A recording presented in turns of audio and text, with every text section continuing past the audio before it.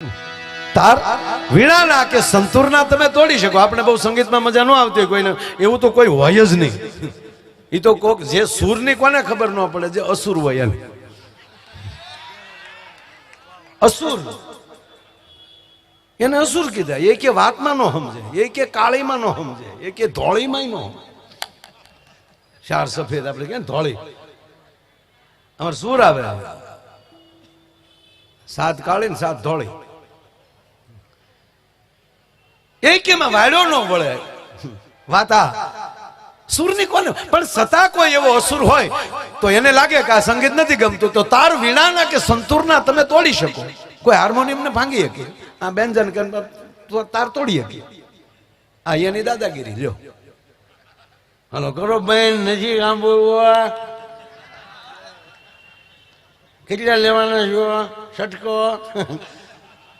એટલે આ હું બોલ્યો એક્શન નથી, હકીકત છે. ક્યાંક ક્યાંક એવાય ભટકા એમને. એક જગ્યાએ પ્રોગ્રામમાં અમે સવારમાં 4 વાગે બધું ભેગું કરતા હતા, ત્યાં એ જાગીને આવ્યો. મૂળ તો 2-3 રાત એને ઉજાગરો પ્રસંગ છે, તો એને એમ કે આજે આપણે આવ્યા છે ને ગોઠવે છે. આવીને મને કે ચાલુ કરો, માણસ ભાગવા મળ્યું. મેં ભાગવા મળે, અમારે નથી ચાલુ કરવું. પછી છોકરાને બાપાએ કીધું તારો બાપ આખી રાત હાલ્યું, અત્યારે પૂરું છું, ઘડિયાળ સામું જો.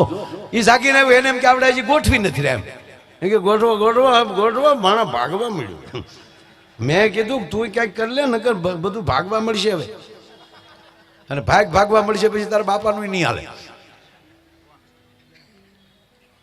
તાર વીણાના કે સંતૂરના તમે તોડી શકો, પણ આ મોરના ટોંકાને તમે એમ ન તોડી શકો. એ તો સાહેબ આયા કાકરો મારે તો ઓલે પણ ટોંકો કરે. કયક શિખરો સર કરી તમે કીર્તિ સ્તંભ ખોડી શકો. યોગેશભાઈ, કોઈ પણ માણસ અત્યારે તમે જે છો ને બધા, એ કઈ ભણે લાયસન્સ ન મળે. આ કેટલું ભણી જાવ પછી ધારાસભ્યનો લાયસન્સ મળી જાય તો આ ઘીરે ઘીરે ધારાસભ્ય થાય. અને ધારાસભ્યો ખૂબ હોય છે, પણ આવો હારો સભ્ય જ્યારે ધારાસભ્ય થતો હોય ને, તો એ ધારાસભા રૂડી લાગતી હોય. એ ધારાસભા રૂડી લાગે. એટલે કઈ શિખરો સર કરી તમે કીર્તિ સ્તંભ ખોડી શકો, પણ ગામને પાદર પાળ્યો તમે એમ ન ખોડી શકો. એ તો પોતાને જ મરવું જોવે. કોકના બાપાના ત્યાં મરેલા સિંદૂર સોપડે કે અમારા બાપા, એ ન થાય. એ મેળ જ ન. સંપત્તિ કેટલી આવે છે એની કરતા તમારી પાસે સંસ્કાર કેટલા. આ કરોડપતિ ઘણા છે, એના છોકરાને મળીએ ને તો આપણે એમ થાય બસ આ ઘૂઘું એનું.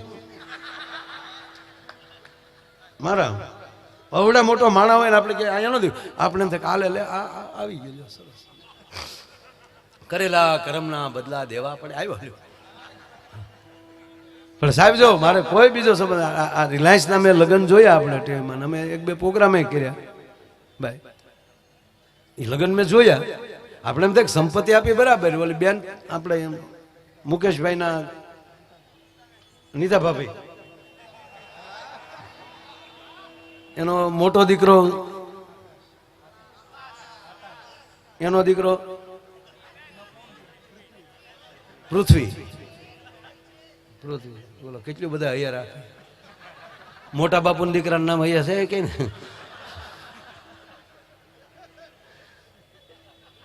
સાહેબ હવે આ મળ્યું છે, આમ સંસ્કારને હારવાર લઈ શકાય એવું મળ્યું છે બધું. સમય આઝાદીના 75 વર્ષ પછી. નહીતર છે ને સનાતનને દબી દેવામાં આવ્યો. તમે લખો અહીંયા લખી લેજો, એનો ટૂંકો દાખલો દઉં તમને, હાવ ટૂંકો દાખલો. હા, આવી રીતના કોઈ ધારાસભ્ય ડાયરા કરતા હતા. ધારાસભ્ય ડાયરાની ઘેરે જાવ, ગામમાં દેખાતા નહોતા ધારાસભ્ય. ગામડામાં ભાભા બેઠા હતા ને કીધા ધારાસભ્ય આવ્યા હતા. એ કેવું હોય લે, ખબર નથી આ. એટલે હું એ જોતો હતો ટીવીમાં, ઓલા નીતાબેન બોલતા હતા કાંઈક ને, એનું પૃથ્વીનો છોકરો, આકાશનો છોકરો પથુ, એ દોડતો દોડતો આવ્યો ને સ્લીપ થઈ ગયો, પીડ્યો બરોબર, પણ સીધો માના પગમાં ગયો, દાદીમાના. પણ દાદીમાનો ભરોસો જ જોવો, વાંકી ન વળે કે ખબર જ હોય કે ઊભું જ થઈ જાય. અને ઘણા તો વીઆઈપી ના દીકરા છોકરા, અમે નાના હતા, આપણે હતા ને નાના, આપણે નહોતા સાહેબ. પીડ્યા હોય ને સોલાના હોય તો યોગેશભાઈ બાપુજીને દેખાડે. રામ રામ કરો, ઈ જ્યાં સુધી સારું ન થાય ત્રાહું ત્રાહું હાલવું પડે. હું કામ નકર ઈ ફાળી જાય ઈ બે નાખે, ક્યાં ગયું તું રખડવા? આમ ટીપાઈ ટીપાઈ મોટા છે સાહેબ બધા. આ જેટલા જે આગળ આવ્યા છે ને એ ટીપાઈ ટીપાઈ ભેગા થયા. અત્યારે તો નાનું એવું ઘૂઘલું પડી જાય તો આખું મારું ચૂકલ્યું પડી ગયું. એ સકુલું 18 મહિના થાય તો હાલતા નહીં ખેડો એને પાઠે ચડાય. ખરેખર આ બાળકોને દૂધ રાજી થાવ ટાઈમે બરોબર ટાઈમે આવ્યા. એ દાદીમાં હકીકત સાહેબ પાછી નતો, એને હાચે ઉભો થયો, સીધું માઇક પકડાવી દીધું. આ ભરોસો જોવો એનો. નકર એવડું તમને કોઈ આખી દુનિયા સાંભળતી હતી અને દુનિયાનું મહેમાન, એમાં વીઆઈપી મહેમાન બેઠું હતું. હવે એવે ટાણે આપણા ટાબરિયાને માઇક આપી દેવું એટલે એના આખા પરિવારમાં એનો પુરાવો એ છોકરા આપ્યો. માઇક લીધું ને સીધું બોલ્યો જય શ્રી કૃષ્ણ. અને નીતાબેન બોલવાનું ચાલુ કરે તો જય શ્રી કૃષ્ણ થી એની બોલતા હતા. કીધું ને ઓલ વર્લ્ડ જય શ્રી કૃષ્ણ, આખી દુનિયાને જય શ્રી કૃષ્ણ કર્યા. પાયામાં કૃષ્ણ બેઠો હશે, પાયામાં તમારો ગુરુ બેઠો હશે ને, એ ગર્ભ સંસ્કાર હશે ને, એ છોકરાને પછી કોઈ જગ્યાએ કહેવા ગયો કે એને અટવાવું નહીં પડે ભલામણ. બાકી હોય ઘણા બધા આપણા 16 સંસ્કાર, 16 સંસ્કાર ભાઈ બધાને ન મળી શકે, બધાને ન મળે. આપણે માની લો કે હું આયર છું તો લઈ તો જનોઈ લઈ શકાય, પણ ભૂદેવને જે યજ્ઞોપવિત સંસ્કાર મળે એ ન મળે. સંતો છે અથવા તો આ ઓસમાણભાઈ છે મુસ્લિમભાઈ, એને અગ્નિ સંસ્કાર ન મળે, એને સમાધિ સંસ્કાર હોય. તે સમાધિ સંસ્કાર આપણને ન મળે. 16 બધાને નથી મળવાના, પણ સાચી ઠોકીને કહું ગર્ભ સંસ્કાર તો એકો એકને મળતો હોય છે, કારણ કે ઉત્પન્ન સ્થાન માં છે. હમણાં એક હોસ્પિટલમાં બાળકનો જન્મ થયો, તે જન્મતા વેત બોલ્યો. નગર ખરેખર જે વસ્તુ જયારે સારી લાગતી તે લાગે ને, જન્મતા બાળક રડવું જ જોવે, રડે તો જ રડું લાગે. ન રડે તો ડોક્ટર ઊંધું રાખીને રડાવે છે, પાણીના સાપવાના કે રેડ ને. એક છોકરાને સાહેબે કીધું રેડ ને હતા, એને ડોક્ટરને કીધું મૂક ને. હું કામ રડું, હજી હાલ્યો આવું છું. ડોક્ટર મૂક્યા પછી ક્યાં ગયો છે એની કલ્પના કરો, વંડી ઠેકી ગયો. પણ હમણાં એક બાળક તો રડ્યું સાહેબ, રડ્યું નહીં. નકર હાસ્ય સારું જ છે, પણ જન્મતા હશે તો કેવું લાગે? જન્મતા હું એનું ગામ મૂકીને વયું જાય કે આ ભૂતના પેટનો કોણ આવ્યો એમ. જે વસ્તુ જયારે સારી લાગતી હોય ત્યારે. આજે જો આ ભૂરાભાઈ હોલના ગ્રાઉન્ડમાં મારો ભૂરો સફળ થયો. મારો જોક્સમાં તમે જાણો છો કે મારે એ પાત્ર છે, ભૂરો છે. તો એ ન્યા હું ગુજરાતમાં ભૂરો કર્યો તો આજે ભૂરાભાઈ હોલમાં આવવાનો અવસર મળ્યો. તમે જે ધારો નહીં થાય.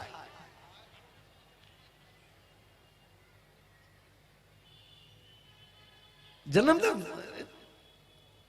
આ બાળક રડ્યો નહીં, હસ્યો નહીં, બોલ્યો, સીધો પુષ્પાનો ડાયલોગ બોલ્યો અને ત્રાહો જન્મેલો ઝુકેગા નહીં ચાલા. નસ ભખ દિન પડી ગઈ.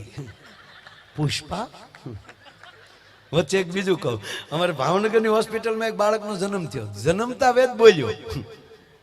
જન્મ થયો ને તો નશુ બેઠી બેઠી ગાંઠિયા ખાચ્યું. ગાંઠિયા ભાળી ગયો તો બેઠો બેઠો કે હાલે લે પાછો ભાવનગર આવી ગયો. ગાંઠિયા ભાળ્યા તો દાજી થઈ ગયો. હરેશભાઈ આવો. વાહ વાહ, અમારા હરેશભાઈ દોશી, સ્વાગત છે. બેન આવો, પધારો બેન. વાહ. ઓલો સીધો પુષ્પાનો ડાયલોગ બોલ્યો, એટલે પછી સંશોધન કર્યું. આ ખરેખર તમને કહું, જે વસ્તુ જયારે સારી લાગતી લાગે ને, આજે તમે અત્યારે બેઠા છો અને અહીંયા આપણે આનંદ કરીએ, આવા લાખાણા મહેમાનો બેઠા છે અહીંયા. 2 દી પછી કોઈ ન હોય અને હું ઓસમાણભાઈ 9:30 અહીંયા આવીએ અને હું ચાલુ કરી દઉં મોર બની થનગાટ કરે. આખું કાંદીવલી નહીં, મુંબઈ આખું કે એટલું નહીં. હવે તો મોબાઈલના માધ્યમથી દુનિયા કે માયાનું સટકી ગયું. ભાઈ એકલું એ જ કરે.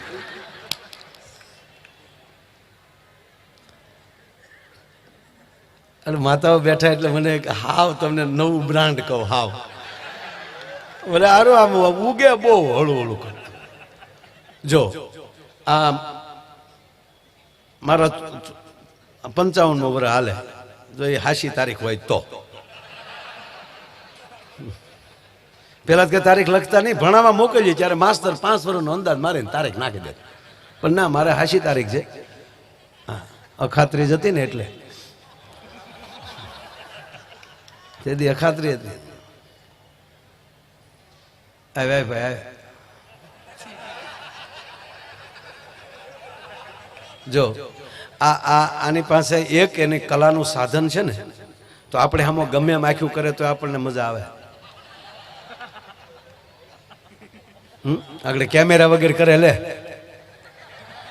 કેમેરા વગર, કેમેરો ન હોય ને આપણે આમાં આખ્યું કરે, એક બેન કરે. જો આ કેમેરો છે તો આપણે આમાં એક આંખ આમ બંધ કરીને આમ કર્યા કરતા આપણે વાંધો નથી આવતો. શું કામ?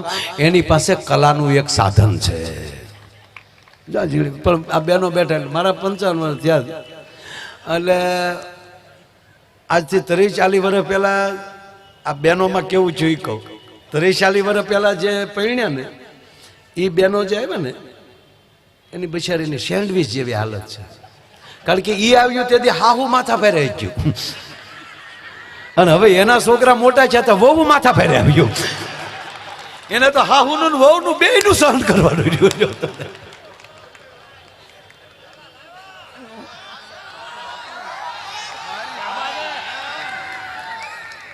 નહીં, દરેક પ્રોગ્રામમાં એખાદી આઈટમ તો એવી હોય જ છે કે પહેલી વાર રેકોર્ડિંગ થતી હોય.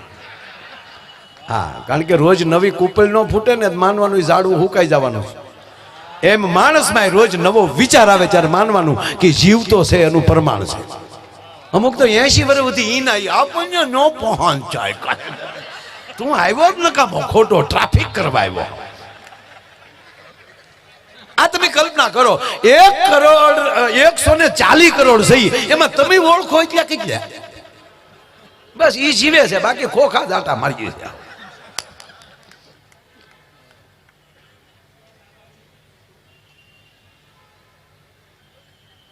ઓલાનું સંશોધન કર્યું કે આ જન્મતા જ પુષ્પાનો ડાયલોગ બોલ્યો કેમ? એ સંશોધન કર્યું ત્યારે જાણવા મળ્યું કે આ છોકરો પેટમાં હતો તેથી એની માએ 45 વાર પુષ્પા જોયું હતું. સાહેબ, પાયાના સંસ્કાર છે, ગર્ભ સંસ્કાર છે.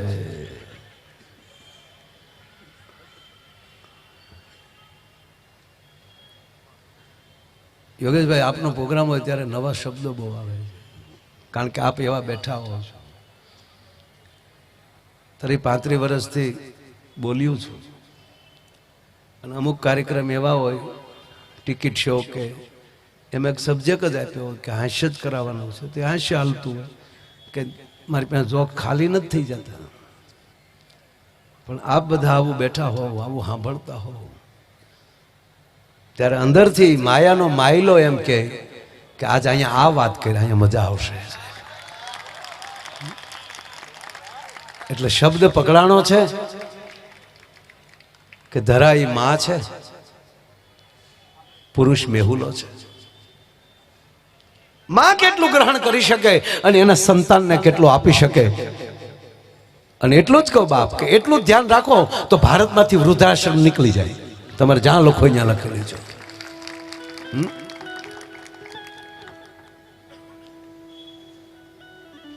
મહાભારતનું યુદ્ધ, 7 કોઠાની રચના. ભગવાન કૃષ્ણ અને અર્જુન હાજર નથી,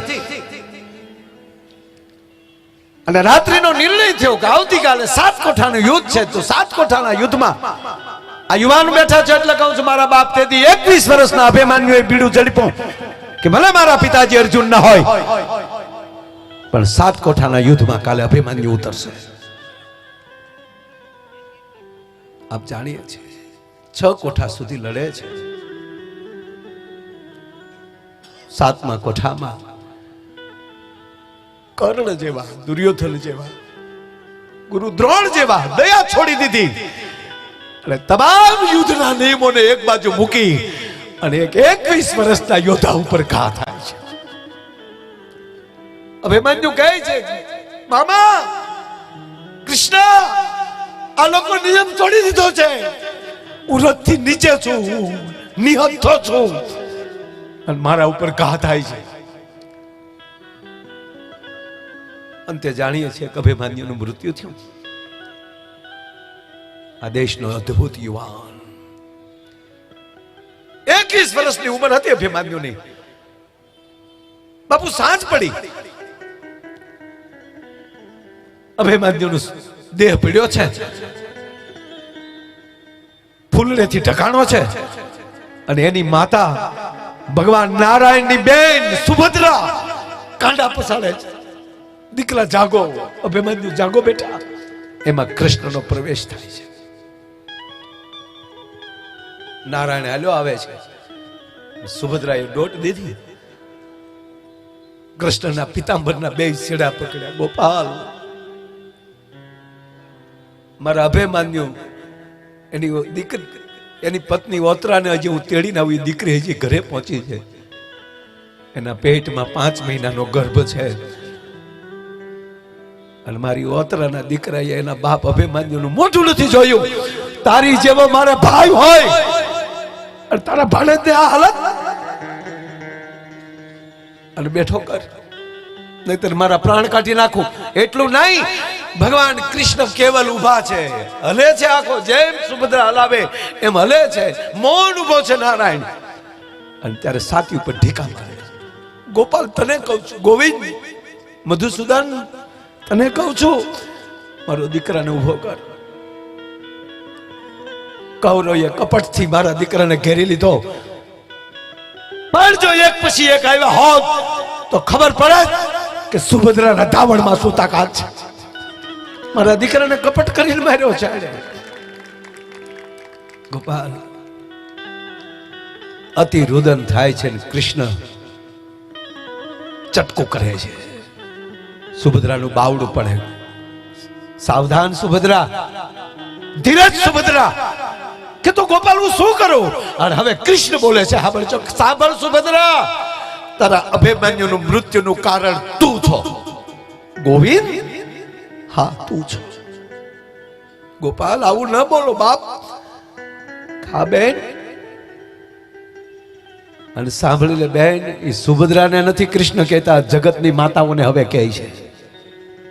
સાંભળી લે સુભદ્રા, અસ્તિત્વ બોલતું હોય, નારાયણ બોલતો હોય ત્યારે એને સાંભળી લેજો. હું તને બેસાડી, તારા પેટમાં અભિમન્યુ જ્યારે હતો ત્યારે હું તને બેસાડી રાત્રિના સમયમાં, અને હું તને 7 કોઠાની વાત કરતો તો. હું તને નહોતો સંભળાવતો, અભિમન્યુને સંભળાવતો તો પેટમાં. હું તને 7 કોઠાની વાત માંડીને બેઠો હતો ને બેન, ત્યારે 6 કોઠાની વાત તે સાંભળી. 7મા કોઠાની વાત ચાલુ કરીને તું સૂઈ ગઈ. એ તારી નીંદરે તારા દીકરાને કાયમ નીંદર આપી દીધી છે. અને સાંભળી લે સુભદ્રા, એ 7 કોઠાની વાત જો તું સાંભળી ગઈ હોત તો પૃથ્વીના પડમાં કોઈની તાકાત નહોતી કે મારા ભાણેજનો કોઈ વાળ વાક્યો કરી શકે. પણ તારી નીંદરે તારા દીકરાને ગર્ભ સંસ્કાર ન અપાણા એટલી ખામી રહી. અને એટલે મેઘાણીને લખવું પડ્યું સાહેબ કે પેટમાં પોઢી હેજી સાંભળેલી શિવે રામ લક્ષ્મણની વાત.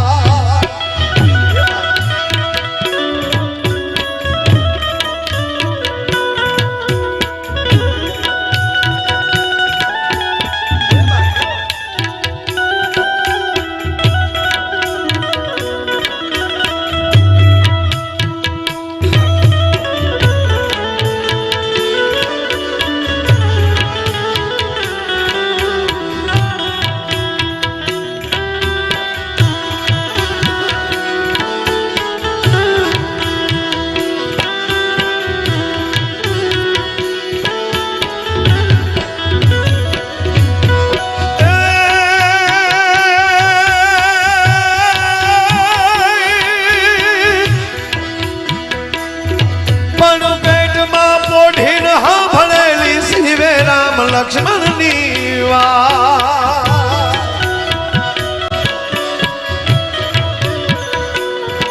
પણ પેટમાં પોઢીને સાંભળેલી શિવે રામ લક્ષ્મણની વાત રે બાપ રામ લક્ષ્મણની વાત. બાલુડાના મુખ સે દીધી ઓડી એની ઊંઘ તે દીધી શિવાજીને નીંદરું નાવે માતાજી જબાય ઝુલાવે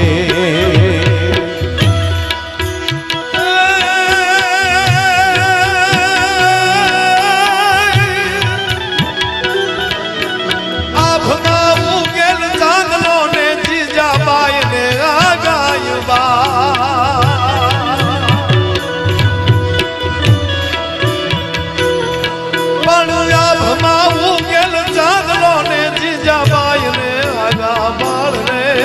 જબાય ને બાલુડાની માત હિચોલે ધાણાના ડુંગરા ડોલે શિવાજીને નીંદરો નાવે માતાજી જબાય ઝુલાવે શિવાજીને નીંદરો નાવે માતાજી જબાય ઝુલાવે ઉગેલ ચાંદલો જીજાબાઈ ને આવ્યા બાળ બાલુડાની માત હિચોલે કહેવાનો મતલબ આ બધા ગીતો જે છે ભજનો જે છે એ આનંદના 100% છે પણ આ નહીતર તમે સાંભળો કે શિવાજીનું હાલોડું ગાય એટલે હાકલા આ જે સાયા બંધાઈ જાય એનું કારણ આ પીડાની વેદનાનું ગીત છે આ કોઈ પણ વ્યક્તિ કોઈ પણ કવિ આ મેઘાણીના તમે એક એક ગીત એક એક કડી ઉપર આખી રાત બોલીએ કારણ કે એને 80 માં બેસીને આ કવિતા હું નથી લખી એ ગામડે ગામડે જોઈને કોકના દાદાનો પાળ્યો જોઈને પછી કીધું કે આ કોનો પાળ્યો કામ છે ને એ પછી લખાણું છે અનુભવ કર્યા પછી લખાય ને એ મજા આવે